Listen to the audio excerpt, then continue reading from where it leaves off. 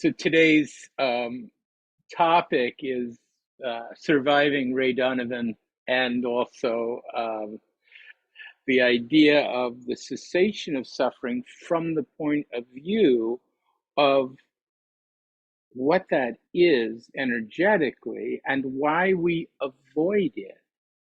So when people hear the Four Noble Truths, the truth that pain and suffering are part of our experience, two, that we're implicated in creating and exaggerating at least some of it, if not a large part of it, because of our attachment and how important we are to ourselves and how much weight we just carry around with everything that happens to us.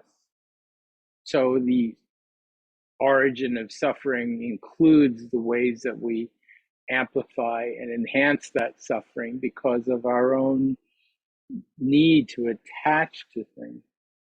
This cessation of suffering is the amazing possibility that all of this could be completely let go of, and we could be completely open. It's very important to regard Trungpa Rinpoche's recommendation that we also look at the cessation of suffering as not the end game of a process, but something that's happening all the time. For instance, what Tim referred to, that you've got the painful knee, but also you've got the knee that isn't in pain. And that both of these things exist. And by turning our attention away from the things that hurt us toward the things that feed us and actually nurture us, doesn't mean we're ignoring the problems of the world. It just means that we're putting them in a fuller context. We're seeing them in the context of the possibilities as well as the affliction. But we have an issue, don't we? And this issue is programmed in our species from the very beginning. Once we gained legs and a tail and came out of the swamp, or actually it was well before that, we had this need to survive. Well, we wouldn't have been here if we didn't. That survival instinct has created a process that is so powerful that it circumvents any joy, openness, creativity, and possibility in our life if it feels threatened. When it comes down to it, the survival being doesn't really care if we're thriving. It doesn't really care how much joy we have.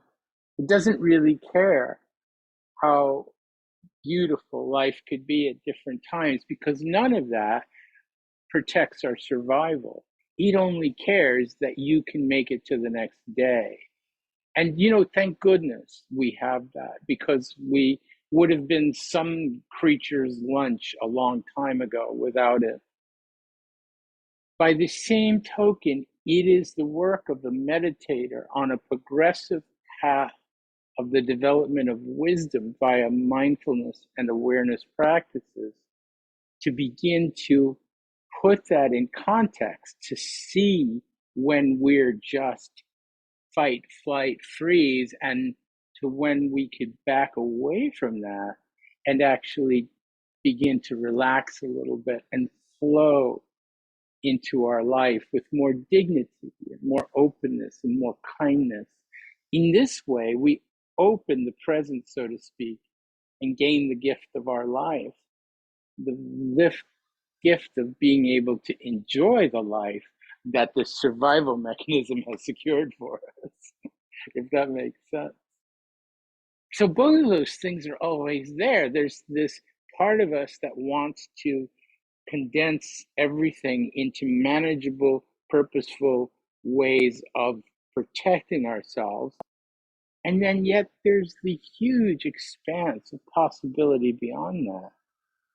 Now, if the expanse of possibility was all we saw, and you could get on YouTube and there's all kinds of spiritual coaches talking about all the things you could just somehow miraculously be or become. If all of that was really the case, it was that simple and easy, then that survival mechanism would be what? But yet, that survival mechanism is still here with us, and it will always be here with us. So, it's mindfulness awareness is a process of being able to see, oh, I'm really co opted right now by my reptile mind. I've really been hijacked in this moment. And instead of fixating on what we think caused the problem, whether in the past or in the future or even in the present, we actually could feel the feelings we're feeling and go, oh, okay, I'm triggered right now. The best thing to do in that case is to begin to calm the nervous system. Our instincts are to go out and fixate on what we think is causing the problem. I hate this person. They're making me feel terrible. They're robbing my joy. Well, why do you feel that way? And what part of your body is clenching right now and screaming in agony? Because you're doing that to you. The story I told you last week, my ex who said, I'm a slob, you're driving yourself crazy over it. And they were absolutely right. It's like, yeah, were they right to leave dishes all over the house? I don't know. But I was the one making myself miserable. And it is the path of mindfulness to be able to go, okay, somebody may be at fault here. Someone may have hurt me. Those things are really true. But how could I work with how I feel right now? And I think one thing that's very overlooked is the breath, that we come back to the breath and calm the nervous system. Somebody spoke earlier about how it's difficult when we're impacted and triggered to meditate, and we all know that one. It's interesting, isn't it? It's like being too sick to go to the doctor.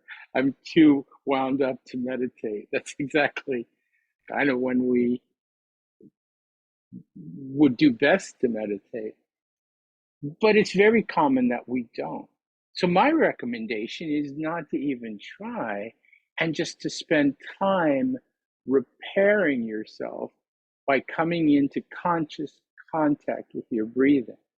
Because it's the nervous system which has been triggered, the nervous system that's become inflamed, the nervous system that's implicated in all the suffering that we are creating for ourselves, and if we're not careful, for anyone outside of us that we decide to throw our ire up against, you know.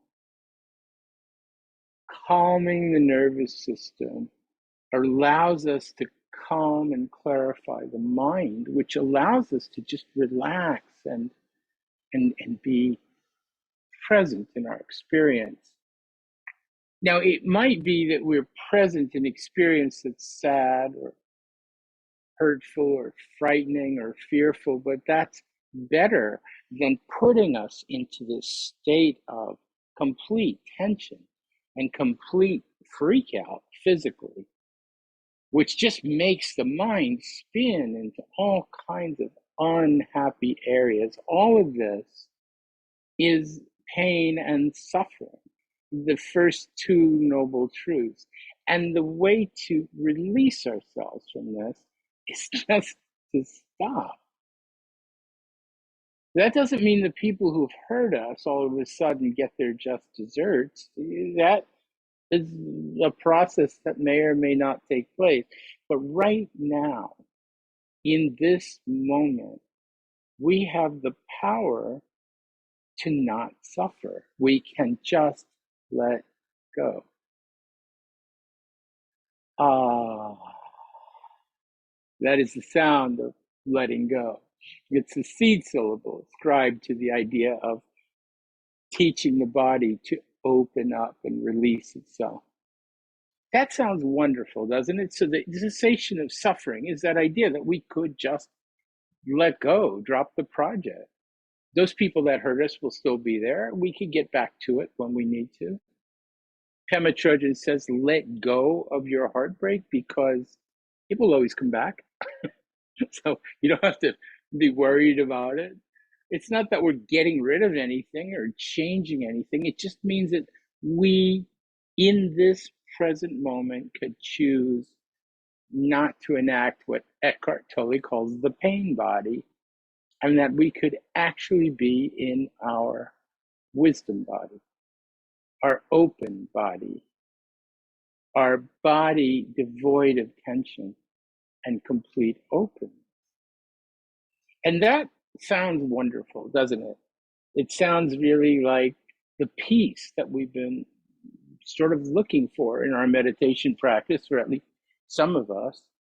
And traditionally, that's what people came into meditation for, was to find nirvana, you know? And, one sign of becoming awakened is that you stop using little rabbit ear quotes. So you just stop that. As long as you're doing that, you're still afflicted, conflicted. But I have to say, the idea of nirvana, this complete openness and peace that motivates so many people on the path of meditation, has always felt a little bit inaccessible to me. I've never really quite understood it. And maybe it's the New Yorker in me, Is where is the peace and happiness and love in the middle of this combustible, competitive city that we live in?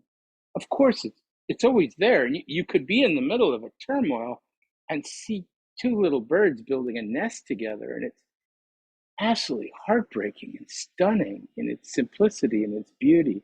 And that's happening everywhere. Little bits of grass coming up through the concrete, like a little flower dawning in the middle of a otherwise, litter strewn street. The beauty is always there around us and amongst us. So it becomes more of the way of not seeing nirvana as the end, like this perfect place that we'll attain to, aspire to, and eventually inhabit, but something that's happening all the time.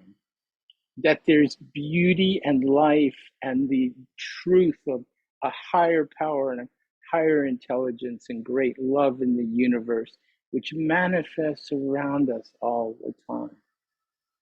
Always there, even when our stomach is tightened in knots and we're throwing mental daggers toward people that we believe have harmed us.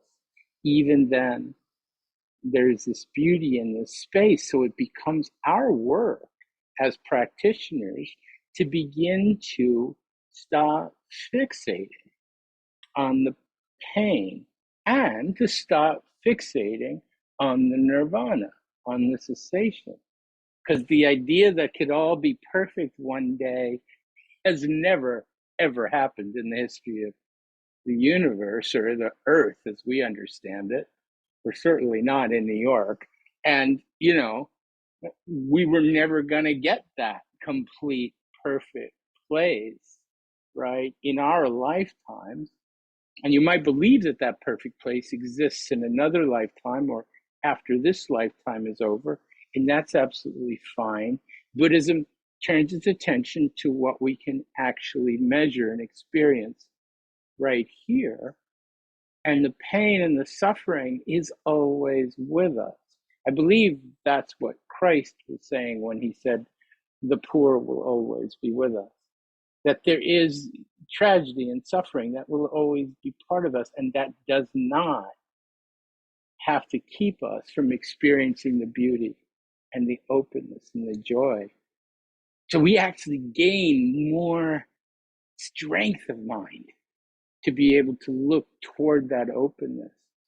But I urge you not to exaggerate that into an extreme and go, yes, but when I am in that openness, there is only love, and I am a being of love who will never stub their toe.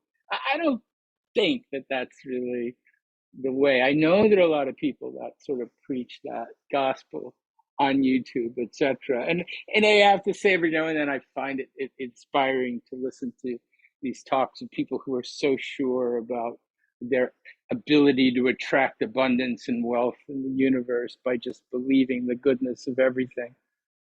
But I think the highest view, at least in the school that I've come from, is the inseparability of samsara and nirvana.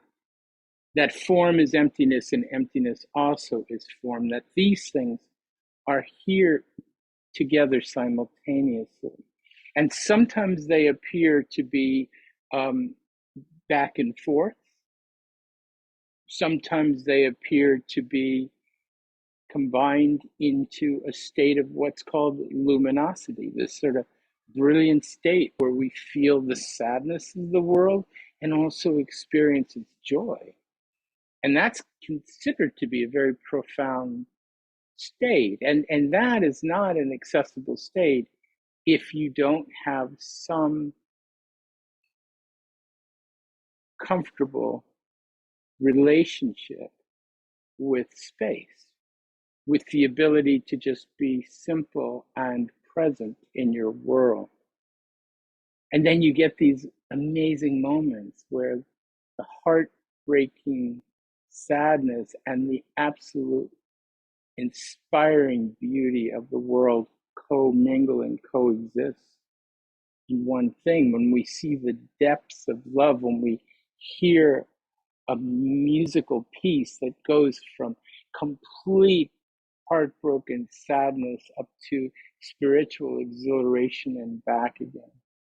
That these are the great expanse of human feeling. And as long as we're trying to get one over the other, that all we could do is fix the problems, or ignore the problems and live in bliss, as long as we don't see that our life has both of these in an alternating state, we'll constantly be creating more suffering for ourselves. Because in the middle of our suffering, we are going to add to it the feeling that we shouldn't be suffering. And in the middle of our joy, we're going to add to it the feeling that, but this joy is going to end at some point. And we'll be panicked and we'll be clinging to it and attaching to it. Attachment is what hurts. In terms of our suffering, pain is what is always here, and what is part and parcel to our experience is always going to be pain. But suffering is the unnecessary psychological amplification of that pain that we create by thinking it should be different than that, or thinking that we could get out of it, or we could run away from it. And that only makes it worse. So I want to tail this talk into what the subject was, which is the idea of the ending of things, which is extraordinarily painful for people because we're so attached to the things when they end. And this exists for things that have not even ever ended. Even you just assume they're going to end. So we end up clinging to the people we love because we just assume that one of us is going to leave first, you know? No matter how much Jason Isbell says we love each other, one of us is going to end up a widower, right? No matter how long we're together, everything is going to end. And that fact causes us to cling and grasp to things in life, which actually makes our life unhealthy.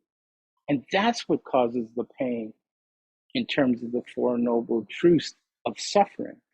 That's what causes us to suffering.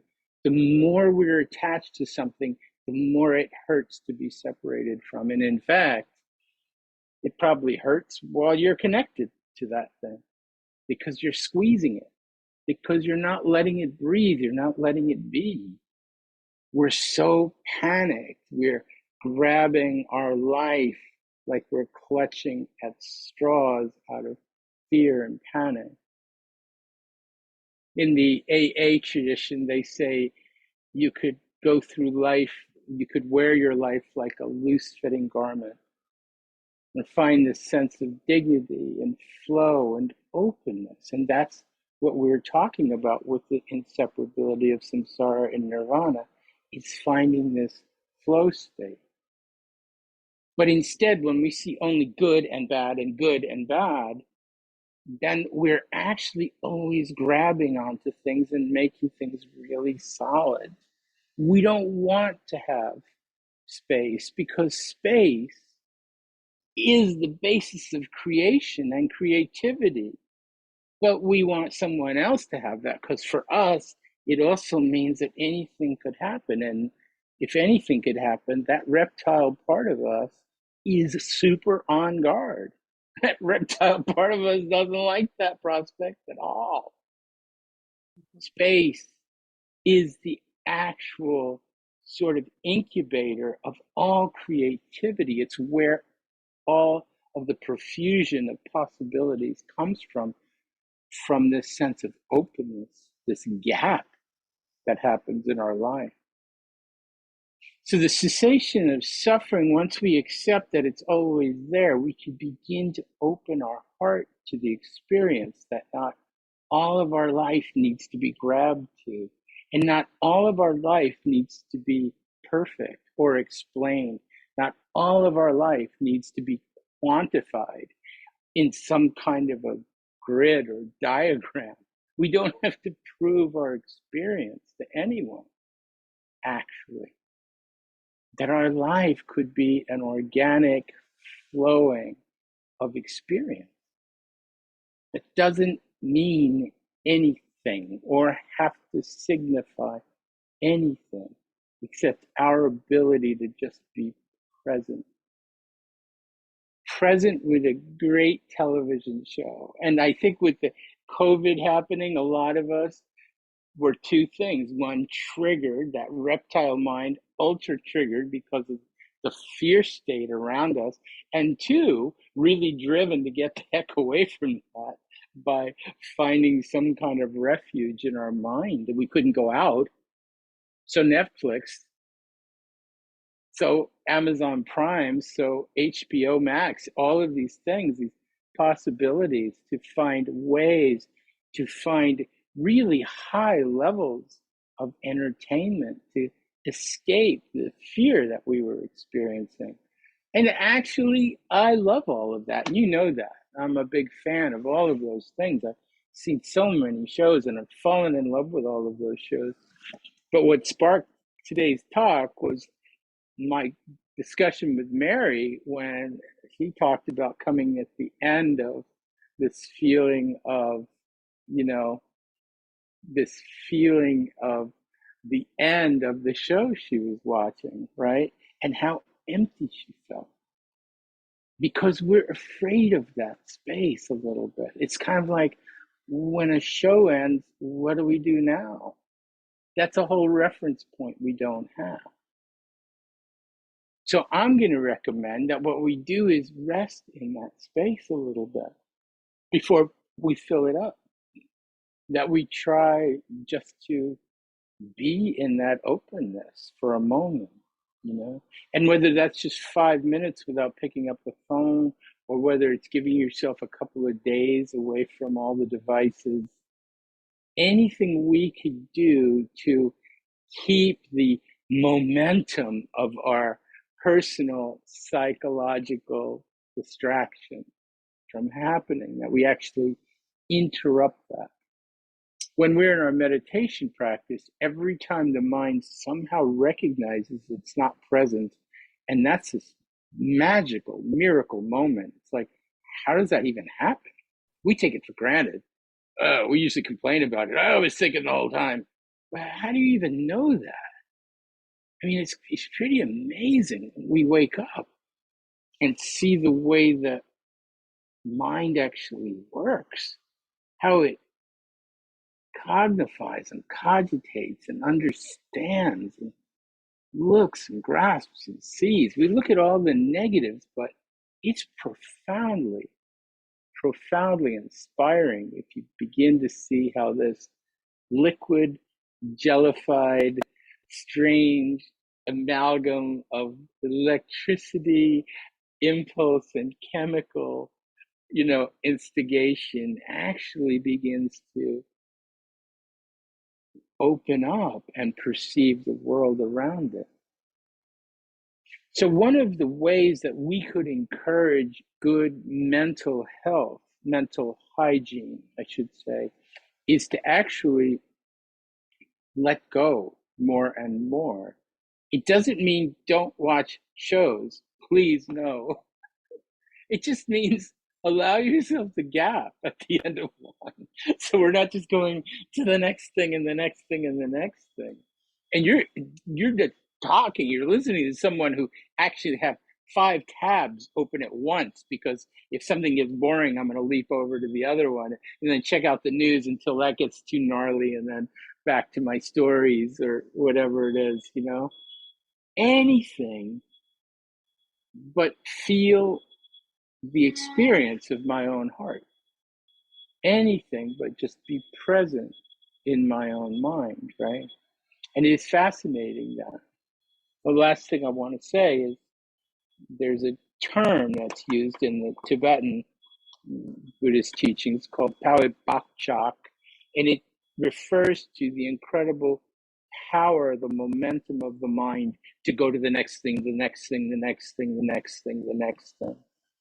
And that in our meditation practice, what we want is to interrupt that. Interrupt that just for a moment. Just go, wait, I'm not present, and come back for a couple of breaths. And that in time has this incredible power to begin to release the grip that the panicked mind holds over us. We begin to see more of the cessation of suffering in our everyday life. And at some point, it all becomes blessed with this space, this openness. Luminosity is what it's called in the Buddhist tradition, this idea that life becomes light and radiant and quite beautiful in time. But it all starts with interrupting that Pawibakchak, that forward driving momentum of our discursive, cognitive, fear-based thinking. And we just stop it. It'll never be gone. It'll never be, completely eliminated unless we're on some good drugs. But, we actually have to find the way to do that on our own. This, okay, my brain is taking off here. I'm coming back. My brain has been stuck in TV for a while now. Let me come back. So aside from breathing and using the breath to calm the nervous system, I also recommend that people have 3-minute meditations frequently throughout the day, that you just stop and pause and feel the breathing and check in with the posture, because the posture dictates what your brain is going to do. And in time, what starts to happen is, rather than blaming other people or the environment, which kind of locks us in these cycles of suffering, we actually go, oh, I could just adjust my posture and I could breathe deeply a couple of breaths and reset this whole process. It doesn't change all the past trauma that we've experienced. It doesn't change anything that happened in our past, but it changes the present moment. How much we have the ability to just be kind and be joyful and be open and be present and not have to live in the panic or the struggle. Panic and struggle is always there, but we could keep bringing our attention back to the good me, back to tapping ourselves with encouragement, back to bringing ourselves back to the present. And every time we come back to the present, we could maybe tell ourselves that we're doing this because we love ourselves, that we're here with ourselves. I'm here with you, buddy. Okay. So I think that's all I got. I veered way off the topic. So apologize we didn't talk too much about Ray Donovan, etc. But I think we covered that at the beginning, probably quite a bit. But the floor is open, so please feel free to, you know, just jump right in.